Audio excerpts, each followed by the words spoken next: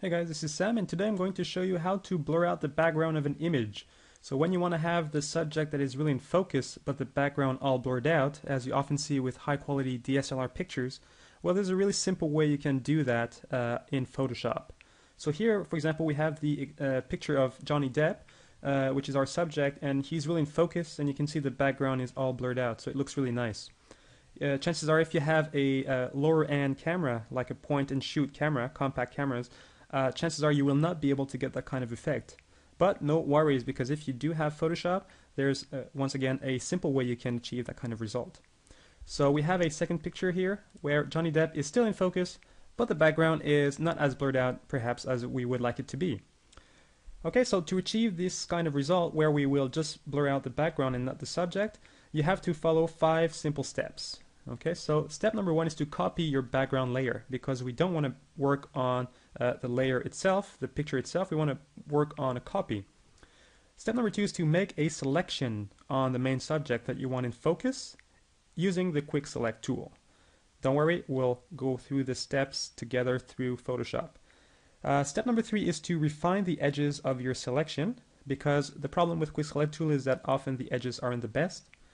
Step number 4 is to inverse your selection, because by now what we had done was to select the subject that we want in focus.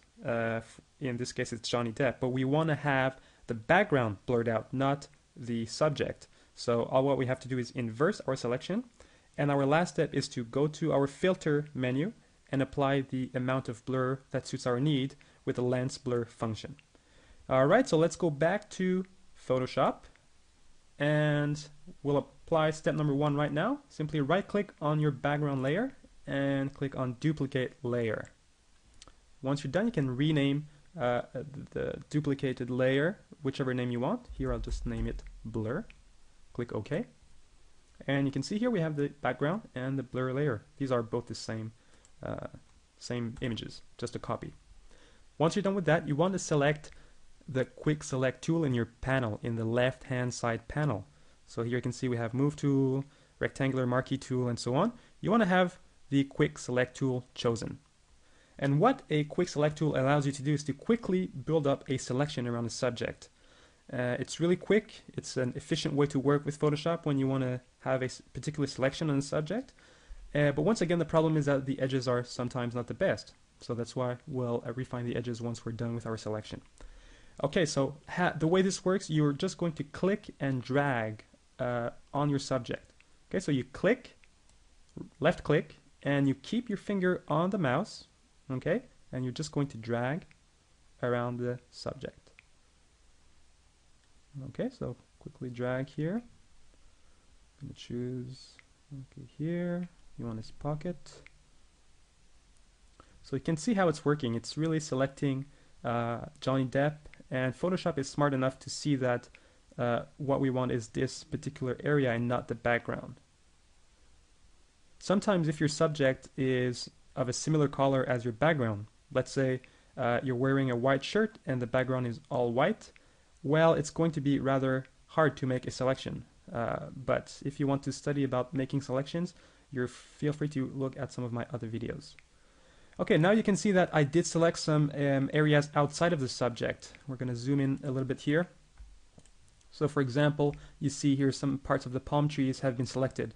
Well, there's a really easy way we can deselect that. So you go back into your quick select tool, and if you look at the top here, you have subtract from selection. So you can simply click on that and simply deselect. Once again, by clicking and dragging. So we don't want to have this area selected. Okay, simply hold on the space bar key if you want to quickly move around. Okay, and here I want to add this selection. Going back to add selection, let's choose this and this. Okay, this looks pretty good. Okay, now time to deselect this. Now a good thing is to know the shortcuts for the subtract selection tool. So it's simply Alt. So if you hold on to Alt, this will change into a minus, and then you can simply click and drag to subtract your selection. Okay, so this looks pretty decent. Let's zoom back out. So this looks good. I'm happy with that. So step number 3 is to refine our edges. Go back into your quick select tool, click on refine edge here at the top, right below the help menu. And as you can see, the selection is good. Our subject, which is in white here, just to show us how it works, it's good, but the edges are rough. It's not that neat. So a good way to quickly fix that is to, in your refine edge menu, go into adjust edge, and you want to adjust the smoothness and the contrast. So I'll just open this up a little bit. Looks much better here, and the contrast a little bit more. Okay, this looks pretty good. So here I have a smooth at 14, contrast at 28. So look at the before and the after. So now that's a really nice selection that we've got here. Once you're happy with what you have, click OK. Step number 4 is to inverse our selection, because now we've got the subject, Johnny Depp, selected, but that's not what we want to blur. We want to blur the whole background. So we want to blur everything except for Johnny Depp.